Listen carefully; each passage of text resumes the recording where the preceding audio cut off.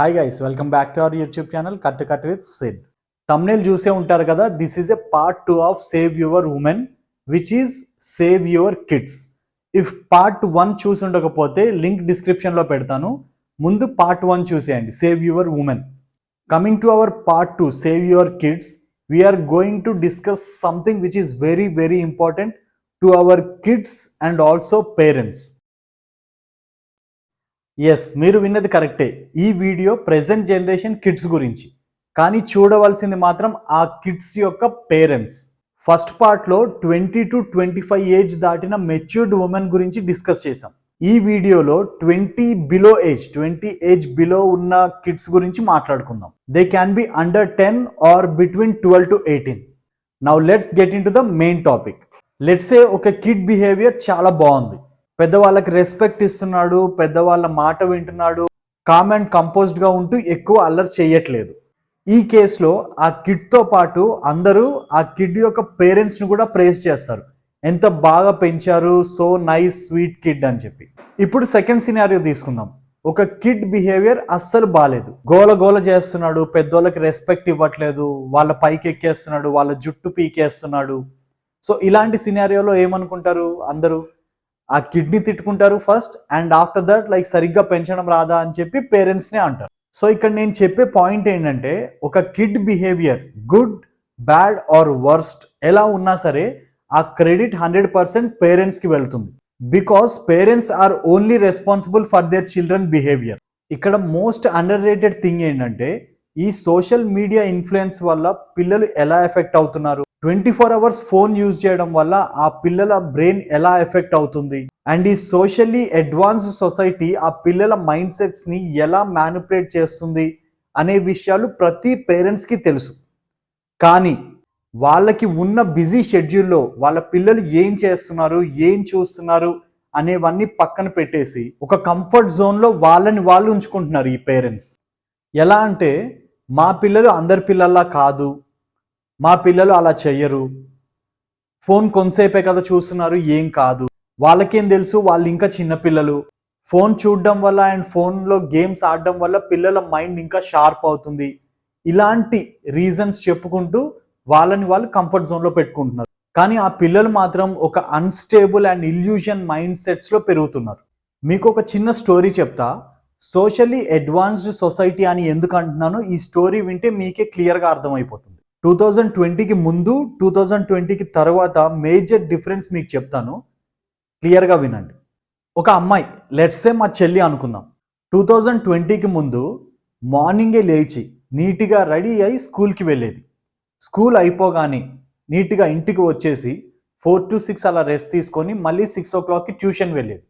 Tuition నుంచి ఇంటికి వచ్చేసి కాసేపు పేరెంట్స్తో టైంపాస్ చేసి ఒక 9 o'clock అలా డిన్నర్ చేసేసి 10 కల్లా బెడ్ ఎక్కేసి పడుకునేది.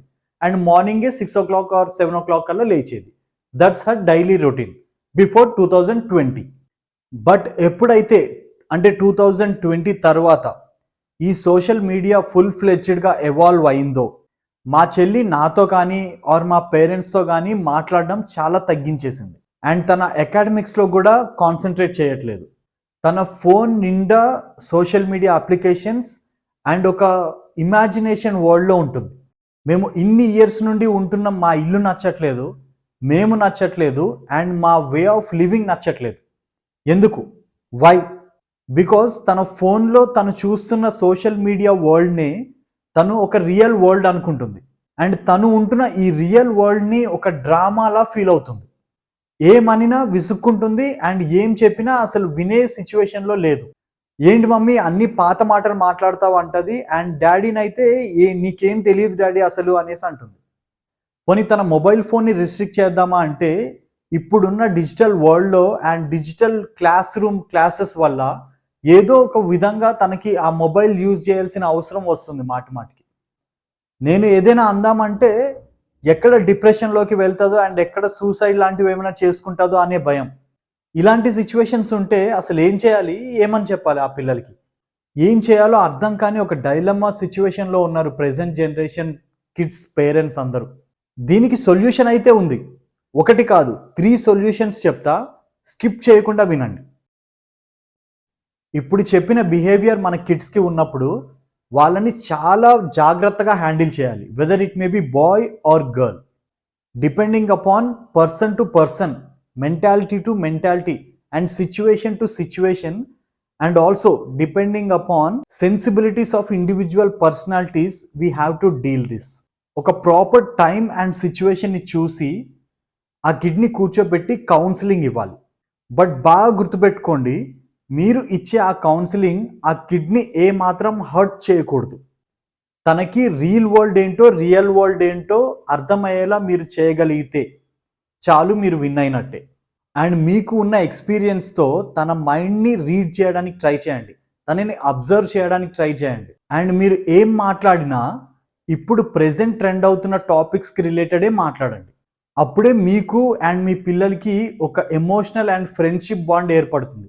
లేదని మీ పేరెంట్స్ చెప్పిన మాటలు ఆర్ మీ గ్రాండ్ పేరెంట్స్ చెప్పిన మాటలు ఇప్పుడు మీ పిల్లలకి చెప్పాలని ట్రై చేస్తే మాత్రం వాళ్ళు అస్సలు వినరు. వాళ్ళు మిమ్మల్ని ఒక ఏలియన్స్లా చూస్తారు అప్పుడు. అండ్ ప్రెజెంట్ ట్రెండ్లో ఉన్న టాపిక్స్ మాట్లాడండి అని అన్నానని చెప్పి ఇప్పుడు బిగ్ బాస్లో ఎవరెవరిని లవ్ చేసుకుంటున్నారు అండ్ ఎవరెవరితో పడుకుంటున్నారు అలాంటి మాటలు మాట్లాడకండి, ఇంకా ఖరాబ్ అయిపోతారు పిల్లలు. ఇలా టైం చూసి మీ మాటలతో కౌన్సిలింగ్ ఇచ్చి మీ పిల్లల మైండ్ సెట్స్ని సెట్ చేయడం ఒక పద్ధతి. This is one way of solution. So ఇప్పుడు సెకండ్ సొల్యూషన్ గురించి మాట్లాడుకుందాం. సెకండ్ సొల్యూషన్ ఏంటంటే మీ పిల్లల్ని దేవుడికి దగ్గరగా ఉంచడం. అంటే ఏంటో క్లియర్గా చెప్తాను, జాగ్రత్తగా వినండి. మీరు మీ ఇంట్లో చేసే పూజల్లో మీ పిల్లల్ని కూడా ఇంక్లూడ్ చేయండి. రోజు మీ ఇంట్లో దేవుడి దగ్గర దీపం పెడతారు కదా, ఆ దీపం మీ పిల్లలతో కూడా పెట్టించండి. దీపం పెట్టించడం, హారతి ఇవ్వడం ఇలాంటివన్నీ నేర్పించండి. దేవుడి దగ్గర దేవుణ్ణి మొక్కుతూ ఒక 5 minutes కూర్చోవడం నేర్పించండి. వాళ్ళతో పాటు మీరు కూడా ఉండండి. It's good for you and your kids. ఇవన్నీ ఎవరు చేస్తారు లైట్లే అని మీరు అనుకుంటే మాత్రం డెఫినెట్గా 100% రిగ్రెట్ అవుతారు. మా ఇంటి ముందు ఒక అక్క వాళ్ళు ఉంటారు. వాళ్ళకి 3 పిల్లలు, 2 అమ్మాయిలు 1 అబ్బాయి, 3 స్కూల్ కిడ్సే. అమ్మాయిలు 2 8th or 9th క్లాస్ ఉంటారు అండ్ అబ్బాయి వచ్చేసి some 4th class are 5th class ఉంటాడు. మొన్న అక్క వాళ్ళు వాళ్ళ ఇంటి ముందు ఒక బతుకమ్మని తయారు చేసి దాని చుట్టూ తిరుగుతూ ఆడుతున్నారు. ఆ అక్క వాళ్ళిద్దరు అమ్మాయిలు మొత్తం 3 కలిసి దాని చుట్టూ తిరుగుతూ ఆడుతున్నారు. ఇక్కడ బ్యూటిఫుల్ థింగ్ ఏంటంటే వాళ్ళ దగ్గర ఫోన్ లేదు ఆ మూమెంట్లో, అండ్ వాళ్ళు ఎవరికైనా ఫోన్ ఇచ్చి మమ్మల్ని ఫొటోస్ తీయండి అని కూడా అడగట్లేదు. Just they are living in that moment. So మన కల్చర్ని మన పిల్లలకి నేర్పించాలి, వాళ్ళని కూడా తెచ్చి వాళ్ళతో చేయించాలి పనులు.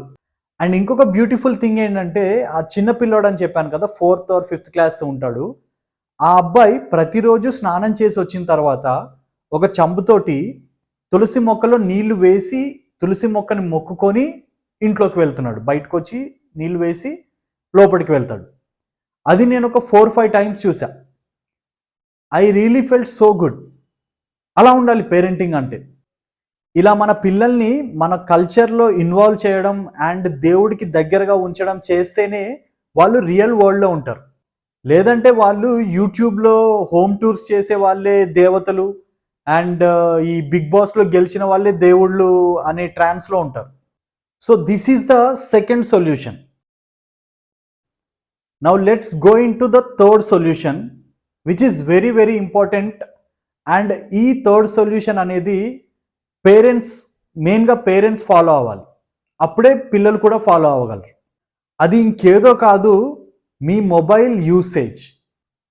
ఈ మొబైల్ యూసేజ్ పిల్లలకి తగ్గాలంటే ముందు పేరెంట్స్ ఎక్సెసివ్గా యూజ్ చేయడం తగ్గించాలి. మీ జాబ్స్ నుంచి ఇంటికి రాగానే ఆ మొబైల్ ఫోన్స్ని పక్కన పెట్టి పిల్లలతో ఫిజికల్గా మీరు స్పెండ్ చేయడం స్టార్ట్ చేయాలి. అంటే వాళ్ళతో ఆడడం, మాట్లాడడం, ఏదైనా ఇంపార్టెంట్ టాపిక్స్ డిస్కస్ చేయడం అలాంటివి.